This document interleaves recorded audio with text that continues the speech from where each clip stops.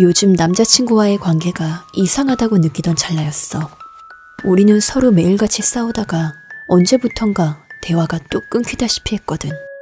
데이트를 해도 휴대폰만 만지작거리고 내가 무슨 말을 해도 건성으로 대답하거나 아예 듣지 못한 척하곤 했어. 그와 점점 멀어지고 있다는 느낌이 들었지. 이런 상태로는 안 되겠다 싶었는데 그럴수록 나는 그가 점점 더 낯설게 느껴졌어. 그날도 카페에서 데이트를 하고 있었어. 나를 쳐다도 보지 않는 남친의 태도가 불편해서 괜히 뜨거운 커피를 홀짝거리며 시간을 보내고 있었지. 그런데 옆자리에서 들리는 대화가 귀에 쏙 들어왔어. 너 그 소문 들었어? 얼마 전에 이 동네에서 살인사건이 났대. 들었지. 그 뒤로 밤에 목이 긴 여자를 봤다는 사람들이 있다던데? 그냥 소문이겠지? 무심하게 흘러나오는 그녀들의 이야기에 이상하게 온몸에 소름이 돋았어. 그냥 헛소문이겠지 하고 넘기려 했는데 묘하게 그 이야기가 머릿속에서 떠나질 않더라고. 며칠 뒤 나는 남친의 방에서 이상한 걸 발견했어. 긴 머리카락 한 올이었는데 내 머리카락은 아니었어. 색도 질감도 전혀 다르더라고. 게다가 그의 옷에서 나는 향수 냄새. 전혀 모르는 여자 향수 냄새였어. 이게 뭐냐고 따지고 싶었지만 남친과의 대화는 이미 오래전에 멈췄다는 걸 깨닫고 혼자 머릿속이 복잡해졌지. 나는 혹시라도 다른 여자가 생긴 건 아닌지 의심하기 시작했어. 며칠 후 오랜만에 카페에서 데이트를 하고 있었는데 남자친구가 갑자기 아무 말도 없이 자리에서 일어나더니 나를 두고 그냥 나가버렸어. 왠지 모를 불안함에 조용히 뒤따라가 보니 그의 발걸음은 예상 밖으로 한적한 골목길로 향하고 있었지. 그러다 그곳에서 한 여자를 보게 되었어. 그녀는 정말 아름다웠어. 긴 머리와 하얀 피부, 단아한 모습에 우아한 분위기까지. 그런데 그녀를 보는 순간 이상하게도 현실에서 좀처럼 볼 수 없는 사람 같다는 생각이 들었어. 뭐랄까, 꿈속에 나타날 것 같은 느낌이랄까? 남친은 그녀에게 다가가 이야기를 나누기 시작했어. 두 사람은 가까이 서서 웃으며 이야기를 주고받았고 남친의 표정에는 설렘마저 서려 있었지. 나는 그 모습을 바라보며 이상한 감정에 휩싸였어. 화가 났다기보다는 어쩐지 너무 낯설고 불길한 느낌이 강하게 들었지. 그러다 남친은 그 장소를 떠났고 그녀는 떠나는 남친의 뒷모습을 한참을 바라보며 가만히 서 있더니 그 순간 나는 내 두 눈을 의심했어. 그녀의 목이 서서히 길어지고 있었거든. 처음엔 고개를 숙였다가 드는 건가 싶었는데 아니었어. 목이 부드럽게 그렇지만 기괴하게 늘어나고 있었어. 사람의 한계라고는 도저히 믿을 수 없는 길이로 말이야. 충격적인 광경에 나도 모르게 손으로 입을 틀어막았어. 그녀는 비정상적으로 길어진 목을 휘감으며 어둠 속으로 사라졌고 나는 그 자리에 얼어붙은 채로 한참을 서 있었어. 그날 밤 나는 잠들 수 없었어. 내 눈앞에서 본 게 정말 현실이었을까? 남자친구는 왜 그런 여자와 만났던 걸까? 아니, 그 여자의 정체는 도대체 뭐였을까? 다음 날 나는 남친의 집으로 향했어. 그와 다시 마주할 용기는 없었지만 확인해야 할 것들이 있었거든. 그의 집은 아무도 없는 것처럼 조용했고 방 안은 차갑고 무겁게 가라앉아 있었어. 방 안에는 긴 머리카락 뭉치들이 흩어져 있었고 침대 옆 바닥엔 작은 핏자국까지 보였지. 숨을 멈추고 천천히 방 안을 둘러보고 있는데 그가 집으로 들어오는 소리가 들렸고 나는 황급히 옷장 안으로 몸을 숨겼어. 그는 어딘가 피곤해 보이는 얼굴로 그녀와 함께 들어왔고 방 안의 공기는 더 무겁게 가라앉았지. 그녀는 방 안에 선명한 핏자국이 있었음에도 마치 아무 일도 없는 듯 태연하게 그와 이야기를 나누고 있었어. 그런데 그때 그녀의 눈빛이 이상하게 어두워지더니 갑자기 그녀의 목은 믿을 수 없을 정도로 빠르게 뻗어와 순식간에 그를 삼켜버렸어. 그의 비명은 방 안을 가득 채우는 듯 하더니 이내 짧고 허무하게 끊기고 말았지. 방 안은 다시 고요해졌고 그녀는 마치 아무 일도 없었던 것처럼 그 자리에 서 있었어. 나는 옷장 속에서 그 모든 걸 지켜보며 숨도 제대로 쉴 수 없었지. 그 순간 그녀와 나의 눈은 정확히 마주했어.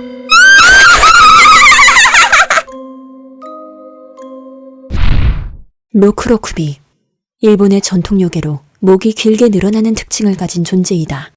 보통은 평범한 인간처럼 생활하지만 밤이 되면 자신의 본성에 따라 괴이한 모습을 드러낸다. 로크로쿠비는 종종 억울하게 죽은 여성들의 원혼으로 묘사되며 억울하게 죽은 여자가 로크로쿠비가 되어 복수를 한다. 또 다른 특징은 자신이 로크로쿠비라는 사실을 모른다는 점이다. 주인공이 발견한 핏자국과 긴 머리카락은 단순한 흔적이 아니었다. 그 흔적들은 남자친구가 주인공을 지속적으로 폭행했으며 결국 주인공을 살해했다는 증거이다.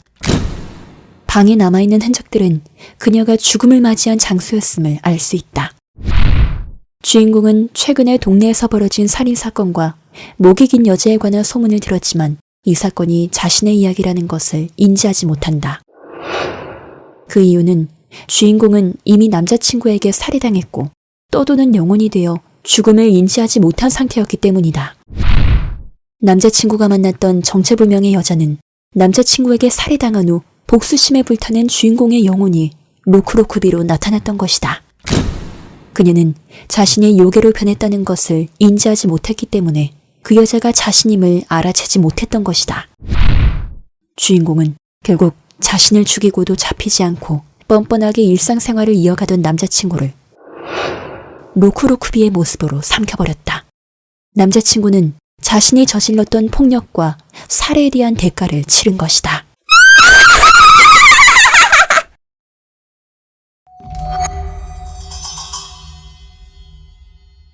방과 후 늦은 오후였어.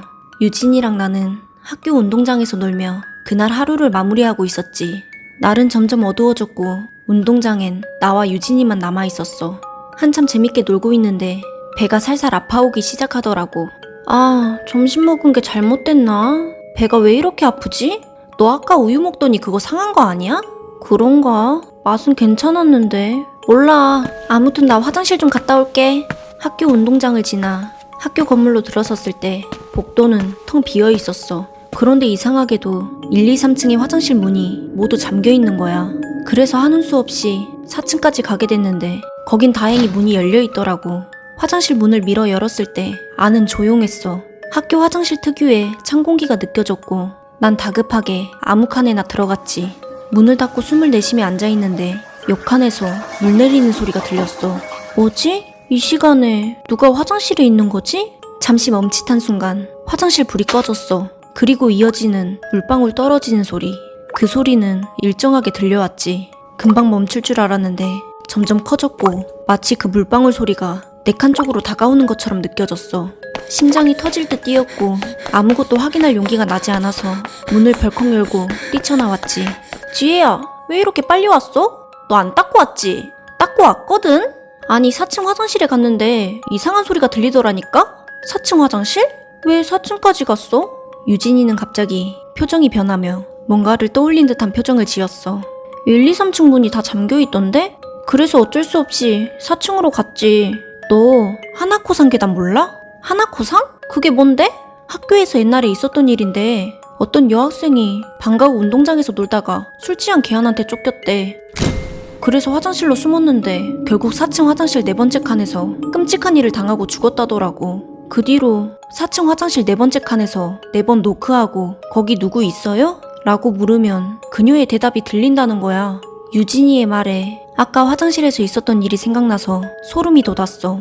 다음날 친구들은 내가 어제 겪은 이야기를 듣더니 그 괴담의 진위를 확인해보자고 했어. 겁이 나긴 했지만 친구들이 있으니 괜찮을 거라고 생각했지. 그렇게 우리는 4층 화장실로 향했고 화장실 안은 텅 비어 있었어. 뭐야? 지금 쉬는 시간인데 진짜 4층 화장실 아무도 안 쓰는구나? 그래, 그 괴담 너 빼고 다 알고 있다니까? 그나저나 너 그 누가 하지? 가위바위보 할까? 나만 아니면 된다는 마음으로 가위바위보를 했는데 내가 지고 말았어. 나는 어쩔 수 없이 4번째 칸 앞에 서서 조심스럽게 노크했지. 거기 누구 있어요?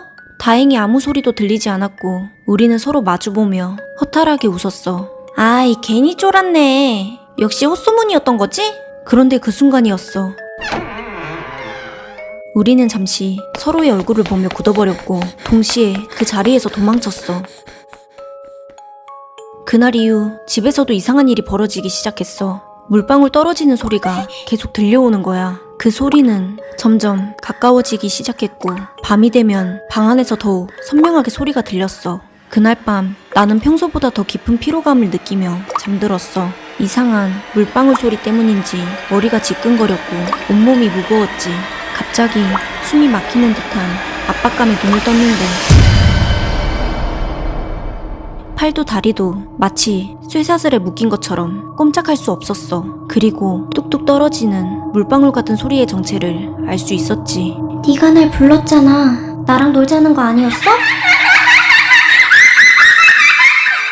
나는 그날 눈을 감은 채 아침이 되기만을 기다릴 수밖에 없었지. 그날 밤 이후로 나는 더 이상 이상한 소리도 가위 눌림도 없었어. 처음에는 긴장이 풀리지 않았지만 며칠이 지나도 아무 일도 일어나지 않자 조금씩 안심하게 되었지. 그러던 어느 날 점심시간에 복도를 걸어가고 있었는데 유진이가 내 쪽을 바라보며 새하얗게 질린 얼굴을 하고 있었어. 유진아, 왜 그래? 무슨 일이야? 유진이는 내 말을 들은 것 같지 않았어. 유진이의 시선은 내 얼굴이 아니라 내 머리 위를 향하고 있었거든. 지혜야, 너 어깨 위에 누구야?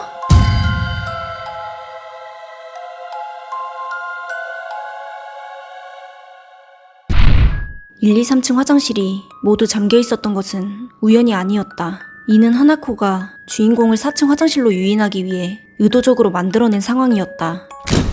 그녀의 비극적인 사건이 4층 화장실에서 일어났고 그 장소로 지혜를 끌어들임으로써 자신의 존재를 알리고자 한 것이다. 이로 인해 지혜는 어쩔 수 없이 4층 화장실로 향할 수밖에 없었다. 지혜와 친구들이 네 번째 칸 문을 4번 노크했을 때 아무런 반응이 없었던 이유는 지혜가 하나코를 불렀을 때 하나코는 이미 그녀를 따라 화장실 밖으로 나온 상태였기 때문이다. 지혜가 들었던 물방울 떨어지는 소리는 하나코의 과거와 깊이 연관된 소리로 그녀가 비극적인 일을 당한 뒤 그녀의 피가 바닥에 떨어지는 소리이다. 물방울 소리가 점점 가까워졌다는 점은 하나코가 지혜에게 점차 다가오고 있었던 것이다. 지혜가 가위에 눌린 이후 별다른 일이 없었다는 점은 처음에는 안도감을 주는 듯 보인다. 하지만 이는 단순히 공포의 끝이 아니라 더 큰 공포의 시작을 알리는 신호였다. 하나코는 지혜를 곧바로 해치지 않았다. 그녀는 지혜의 공포심을 극대화하고 지혜가 방심할 수 있도록 의도적으로 시간을 벌었던 것이다. 하나코의 행동에는 목적이 있었다. 그녀는 지혜를 4층 화장실로 유인하고 이를 통해 자신의 비극적인 과거를 드러내고자 했다. 마지막에 유진이가 주인공의 머리 위를 바라보며 공포에 질린 모습은 하나코가 여전히 지혜 주변에 머물고 있음을 알 수 있다.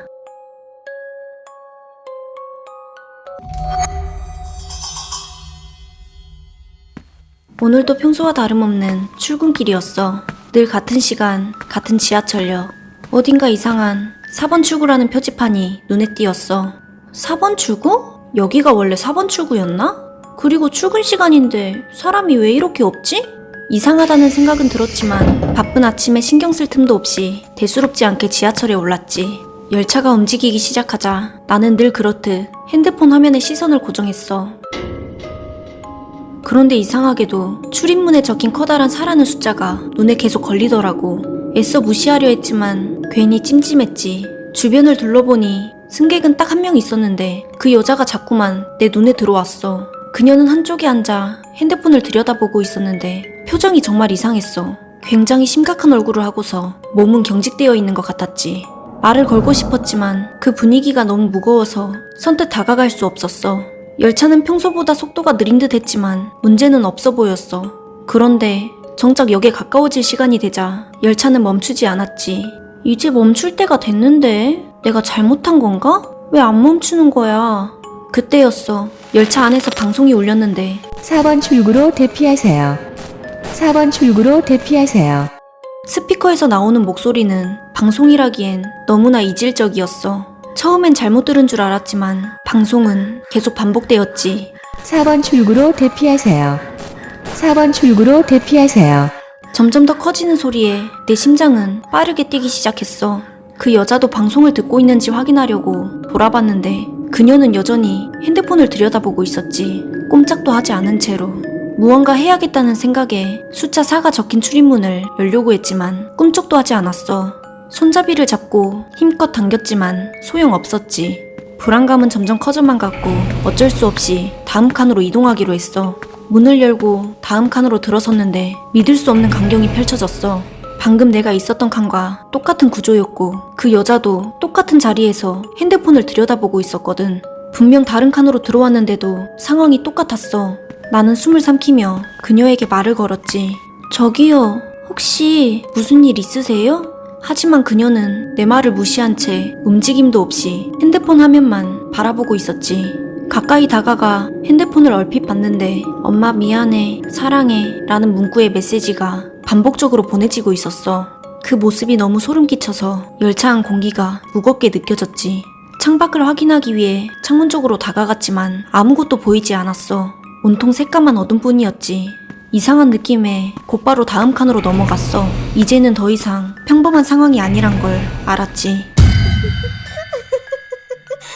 그런데 이번에는 그 여자가 날 보고 웃고 있었어. 입꼬리가 비정상적으로 올라가 있었고 그녀의 핸드폰은 화면이 산산조각 난 채로 부서져 있었어. 깨진 액정 사이로 피 같은 붉은 빛이 스며나오는 것 같았지. 난 비명을 지르지도 못하고 뒷걸음질 치며 다음 칸으로 도망쳤어. 하지만 그 칸에서도 상황은 나아지지 않았지. 열차가 심하게 흔들리더니 벽에 균열이 생기기 시작했어. 바닥에서 끼익거리는 소리가 들렸고 내가 서 있는 자리조차 불안정했지. 그리고 그 여자의 웃음소리가 열차 전체를 울리기 시작했어. 공포감에 사로잡혀 급하게 문을 열고 다음 칸으로 뛰어들었지. 이번엔 아무도 없었어. 드디어 이 악몽에서 벗어난 건가 싶었지.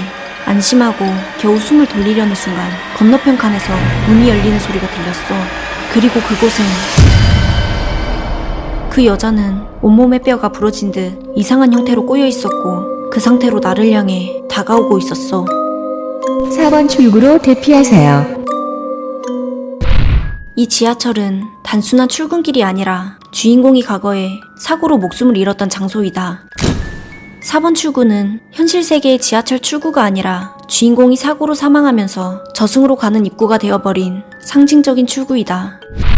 과거 사고 당시 주인공이 탈출할 수 있었던 유일한 출구가 바로 4번 출구였다. 그러나 주인공은 그때 비상방송에도 불구하고 출구를 찾지 못했고 결국 열차 사고로 목숨을 잃게 되었다. 이 방송은 과거 사고 당시 비상안내로 나왔던 말이 반복되는 것이다. 주인공은 사고 순간 그 말을 들었지만 제대로 반응하지 못했고 결국 탈출에 실패해 죽음을 맞이했다. 지금 이 방송은 단순한 안내가 아니라 사고 순간의 기억을 반복하며 갇혀있는 주인공의 상태를 나타낸다. 핸드폰 화면에 반복적으로 나타나는 메시지와 열차 내부의 균열은 모두 과거 사고 당시의 상황이다. 깨진 화면은 충돌로 인한 파손을, 균열은 사고로 인해 파괴된 열차를 보여주며 그날의 비극적인 순간이 주인공의 기억 속에서 끝없이 재현되고 있음을 알 수 있다. 열차에 등장하는 여자는 사고 당시 그 지하철에 있던 사람으로 주인공처럼 자신의 죽음을 받아들이지 못하고 이 공간에 갇혀 떠도는 영혼이다. 그녀의 핸드폰에서 반복적으로 보내진 엄마 미안해, 사랑해라는 메시지는 그녀가 죽기 직전 마지막으로 한 행동이었다. 즉 이 열차는 현실의 공간이 아닌 두 사람의 영혼이 떠도는 죽음의 통로이다.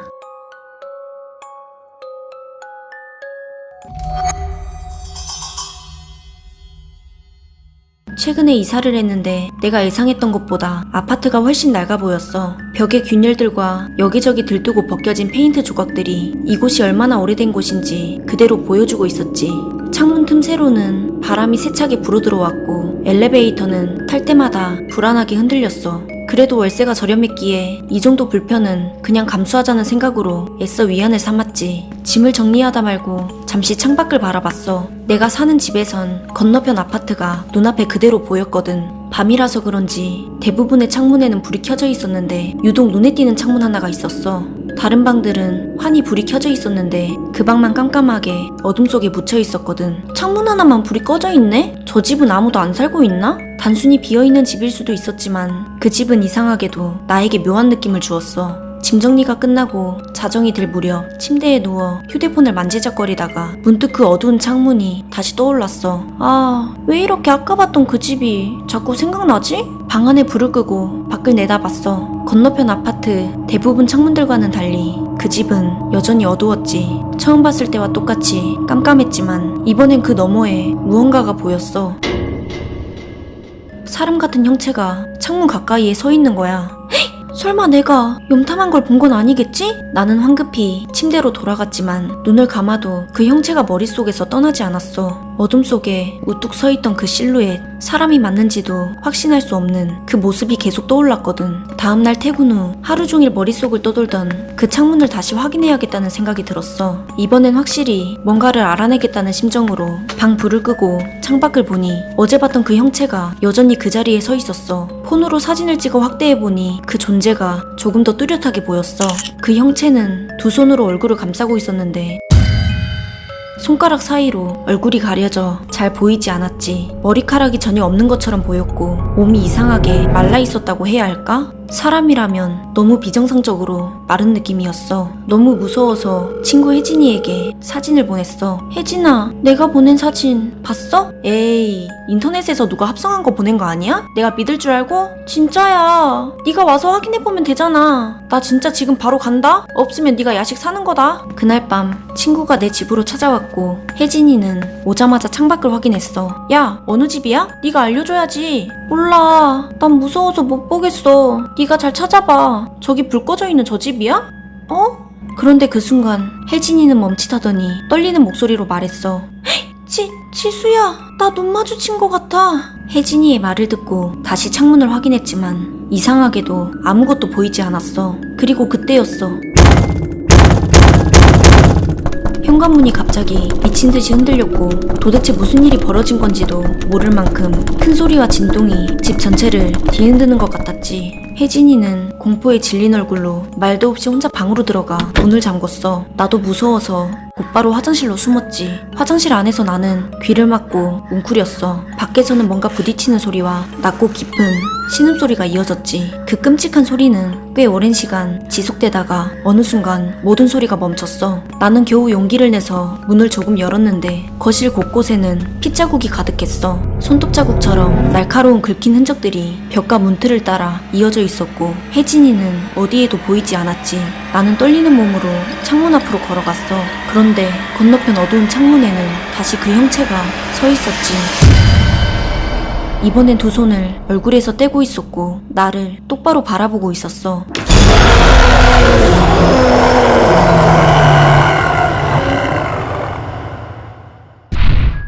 SCP-096 비정상적으로 마른 인간형 생명체이며 팔다리가 매우 길고 비율이 일반적인 인간과는 다르다.